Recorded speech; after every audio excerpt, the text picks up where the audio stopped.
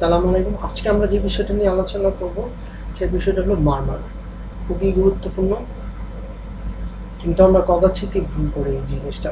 First of all আমি যদি সার্কুলেশনটা একটু রিক্যাপিচুলেট করে নিই, তাহলে আমার জন্য এটা খুবই ইজি হয়। ইনশাআল্লাহ আপনাদের জন্য ইজি হবে। এটা হলো সুপিরিয়র ভেনা কাপা, এটা হলো ইনফেরিয়র ভেনা কাপা।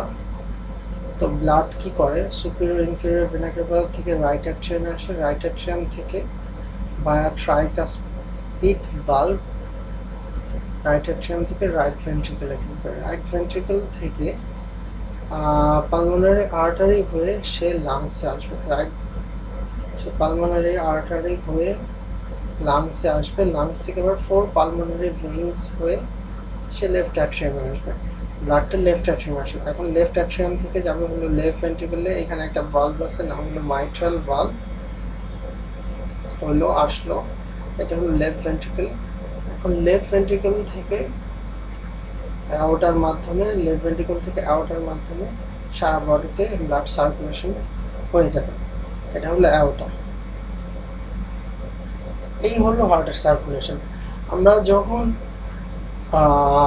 সার্কুলেশন চিন্তা করি তখন আমরা কন্টিনিউয়াস দুইটা জিনিস পাশাপাশি চিন্তা করি, রাইট অ্যাট্রিয়াম থেকে রাইট ভেন্ট্রিকলে যখন সিস্টোল, আর হার্টে যেই ঘটনাটা ঘটে সিস্টোল হয়, ডায়াস্টোল হয়, সিস্টোল ডায়াস্টোল, এইভাবে চিন্তা করে মারমারগুলো হলো সিস্টোলিক। এই সিস্টোলিকগুলোকে আবার তিনটা ভাগ করা হয়েছে, যে pan systolic, ejection systolic and let systolic. মনে রাখার কিছু সহজ উপায় আছে, যে সুপিরিয়র ইনফেরিয়র ভেনা কাপা থেকে ব্লাড কোথায় আসলো, রাইট অ্যাট্রিয়াম। সাপোজ আমি লাল দিয়ে ব্লাড ইন্ডিকেট করলাম, এইখানে ব্লাডটা আছে, রাইট অ্যাট্রিয়াম থেকে ব্লাডটা রাইট ভেন্ট্রিকলে আসবে, আর এই লাংস থেকে যে লেফট অ্যাট্রিয়ামে যে ব্লাডটা আছে, লেফট অ্যাট্রিয়াম থেকে ব্লাডটা লেফট ভেন্ট্রিকলে আসবে। তো এই যে ভালভটা আছে, ট্রাইকাসপিড ভালভ এবং মাইট্রাল ভালভ, এটাকে একটু ডাইলেটেড হইতে হবে অথবা রিগার্জিটেড হইতে হবে। তাহলে মারমার ফার্স্ট অফ অল দুটা মারমার, যে ট্রাইকাসপিড রিগার্জিটেশন, মাইট্রাল রিগার্জিটেশন, আর একটা মনে রাখতে হবে যে ভিএসডি। তাহলে ব্লাডটা এখন কোথায় আছে, রাইট ভেন্ট্রিকলে আছে, রাইট ভেন্ট্রিকল থেকে ব্লাডটা এখন কিভাবে যাবে, রাইট ভেন্ট্রিকল থেকে পালমোনারি আর্টারি হয়ে সে লাংসে যাওয়ার কথা, রাইট ভেন্ট্রিকল থেকে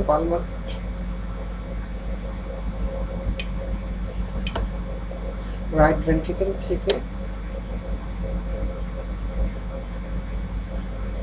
ভেন্ট্রিকল থেকে পালমোনারি আর্টারি হয়ে, রাইট ভেন্ট্রিকল থেকে পালমোনারি আর্টারি হয়ে তার লাংসে যাওয়ার কথা, আর লেফট ভেন্ট্রিকল থেকে অ্যাওর্টা হয়ে তার পুরো বডিতে ছড়িয়ে যাওয়ার কথা।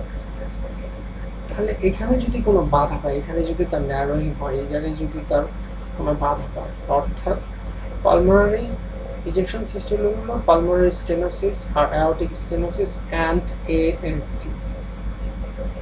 আর আরেকটা লেট সিস্টোলিকটা একটু কষ্ট করে মনে রাখতে হবে, মাইট্রাল ভালভ প্রোল্যাপস। তাহলে আমাদের সিস্টোলিক মারমারটা হয়ে গেল। তাহলে সিস্টোলিক মারমার তিন ধরনের, pan systolic, ejection systolic and late systolic. Pan systolic is tricuspid regurgitation, TR, MR, VSD. Ejection systolic, pan systolic হলো MR, TR, VSD, আর ejection systolic হলো PS, AS and ASD, R late systolic হলো mitral valve prolapse। এবার যদি আমি diastolic মারমার চিন্তা করি, কথা চিন্তা করি, ডায়াস্টোলিক মারমার হলো দুই ধরনের, একটা হলো early diastolic and late diastolic. Diastolic murmur দুই ধরনের, আর্লি অ্যান্ড লেট। আর্লি ডায়াস্টোলিকে আমি মনে করি তো ব্লাডটা এখন কোথায় ছিল, ব্লাডটা ছিল হলো এই জায়গায়, যেই জায়গায় থেকে ব্লাডটা যেতে পারতেছিল, এই জায়গায় ন্যারোয়িং হয়ে যাওয়ার কারণে, অর্থাৎ লাস্ট যেটা আমরা করেছি যে দুইটা stenosis, that means pulmonary stenosis and aortic stenosis. এখন যদি এই জায়গাটা রিগার্জিটেড হয়, দ্যাট মিনস আর্লি ডায়াস্টোলিক হলো PR, that means pulmonary regurgitation and aortic regurgitation. আর বাকি থেকে আরেকটা জিনিস, late systolic, let's say early diastolic, or late diastolic, sorry, early diastolic and mid diastolic, early diastolic and mid diastolic. Diastolic মারমার দুই ধরনের, early and mid diastolic. early diastolic হলো PR and AR, and mid diastolicটা হলো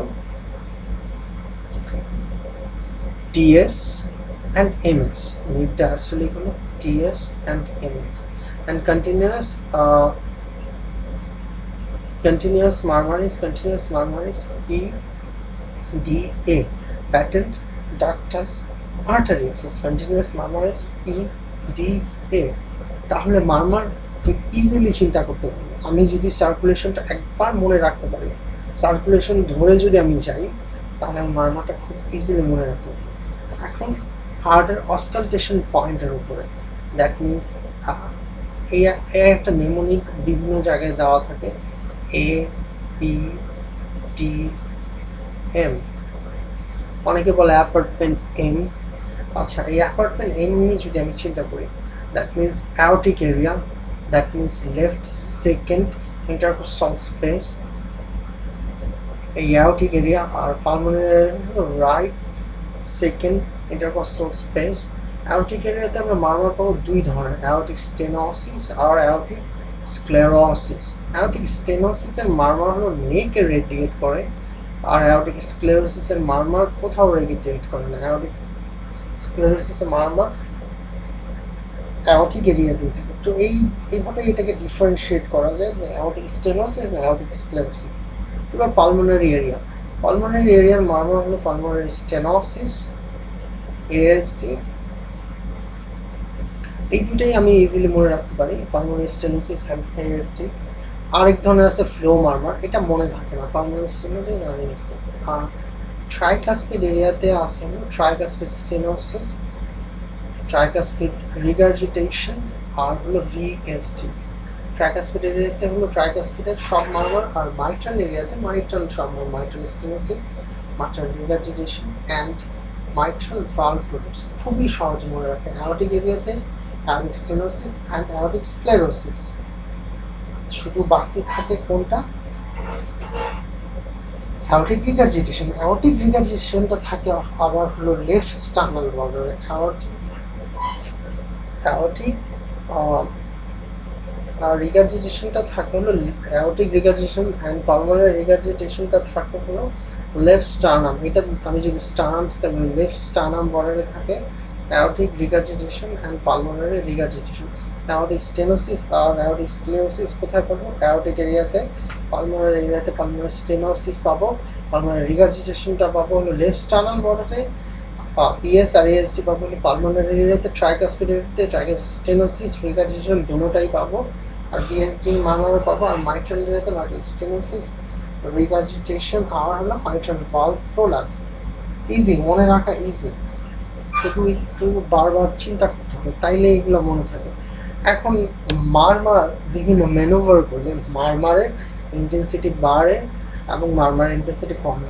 right sided মারমারের intensity বাড়ে হলো ইন্সপিরেশনে, right sided মারমারের intensity বাড়ে হলো ইন্সপিরেশনে, আর left sided মারমারের intensity বাড়ে হলো এক্সপিরেশন।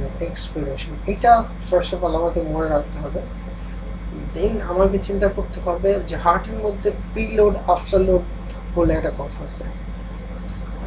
হার্টের প্রিলোড বাড়ে এরকম একটা কন্ডিশন আমি যদি চিন্তা করি, প্রিলোড বাড়ে যেরকম হার্টের প্রিলোড বাড়ে হলো যদি আমি স্কোয়াটিং করি, র্যাপিড স্কোয়াটিং করি, তাহলে হার্টের প্রিলোড বাড়ে। র্যাপিড স্কোয়াটিংয়ে দেখা যায় যে হার্টের প্রিলোডও বাড়ে আবার আফটার লোডও বাড়ে, increase after load.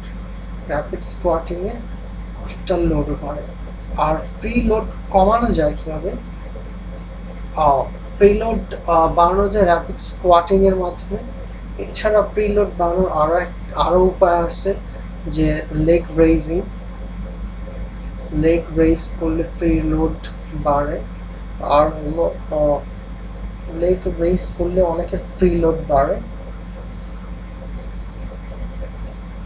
Rapid squatting and leg raising. Afterload বারে হলো শুধুমাত্র আফটারলোড বাড়ার হলো র্যাপিড স্কোয়াটিং।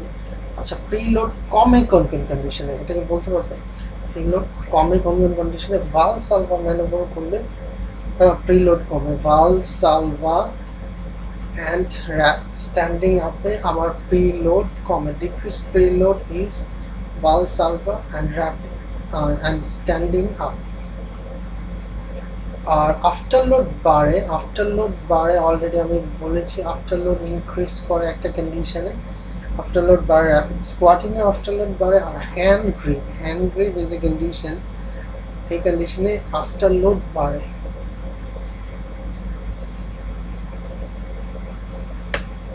আফটারলোড বাড়ার condition rapid squatting, hand grip. Preload বাড়ার কন্ডিশন হলো প্রিলোড বাড়ার কন্ডিশন হলো র্যাপিড স্কোয়াটিং, আর হল লেগ রেজিং করলে প্রিলোড বাড়ে। রাইট সাইডের মারামারের ইন্টেন্সিটি বাড়ে ইন ইন্সপিরেশন, লেফট সাইডের মারামারের ইন্টেন্সিটি বাড়ে ইন এক্সপিরেশন।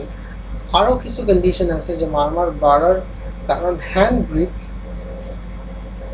গ্রিপ করলে কি হয়? Increase hand grip, that means hand গ্রিপে আফটারলোড বাড়ে, ঠিক না? আমরা জানি কি হ্যান্ড গ্রিপে ইনক্রিজ আফটারলোড।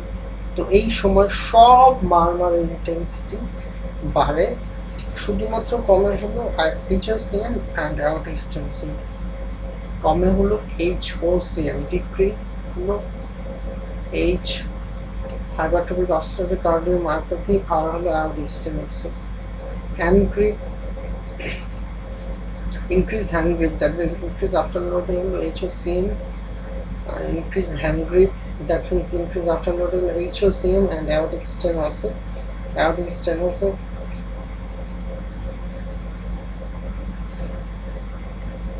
আর ভালসালভা, এগুলোতে এইসব কন্ডিশনে ভালসালভা স্ট্যান্ডিং আপে সব মারমারের ইন্টেন্সিটি কমে কিন্তু HOCM এর ইন্টেন্সিটি বাড়ে। ভালসালভা প্রিলোড যদি কমে, প্রিলোড কমলে অথবা ভালসালভাতে প্রিলোড কমে, এখানে সব মারমারের ইন্টেন্সিটি কমে কিন্তু HOCM এর ইন্টেন্সিটি বাড়ে। HOCM এটা একটা ইউনিট। আর র্যাপিড স্কোয়াটিংয়ে সব মারমারের ইন্টেন্সিটি বাড়ে, র্যাপিড স্কোয়াটিংয়ে সব মারমারের ইন্টেন্সিটি বাড়ে, র্যাপিড স্কোয়াটিংয়ে সব মারমারের ইন্টেন্সিটি বাড়ে, স্কোয়াটিংয়ে সব মারমারের ইন্টেন্সিটি হবে, ইন্টেন্সিটি বাড়ে, এক্সেপ্ট ইন্টেন্সিটি কমে কোনটা? HOCM এর ইন্টেন্সিটি কমে। লাস্ট আরেকটা জিনিস বলে এই লেকচারটা শেষ করবো, যে নর্মাল কার্ডিয়াক প্রেশার। আমরা সোয়ান গ্যাঞ্জ ক্যাথেটার দিয়ে পালমোনারি ক্যাপিলারি ওয়েজ প্রেশার দেখতে পারি, কিন্তু পুরা হার্টের প্রত্যেকটা চেম্বারের প্রেশার আমরা চাইলে দেখতে পারি। যে রাইট অ্যাট্রিয়ামের প্রেশার হলো less than 5 millimetre of mercury, right ventricle হলো 25/5,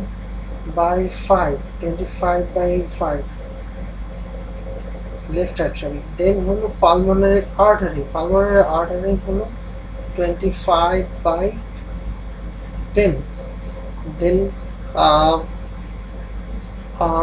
দেন হলো 4 পালমোনারি ভেইনস হয়ে রাইট অ্যাট্রিয়ামে, ঠিক না? 4 পালমোনারি ভেইনস হয়ে রাইট অ্যাট্রিয়ামে। এখানের মধ্যে পালমোনারি ক্যাপিলারি থাকে, পালমোনারি আর্টারি হওয়ার পরে পালমোনারি আর্টারি প্রেশার হলো 25/10। দেন পালমোনারি আর্টারির পরে হলো pulmonary capillaries, which is pulmonary capillary wedge pressure, এটা হলো 4 to 12। দেন লেফট অ্যাট্রিয়ামে আসে, লেফট অ্যাট্রিয়ামে হলো less than 12 millimetre of mercury. Left atrium থেকে লেফট ভেন্ট্রিকলে ব্লাড আসে, লেফট ভেন্ট্রিকলে ব্লাড আসলে 130/10। দেন লেফট ভেন্ট্রিকল থেকে অ্যাওটা হয়ে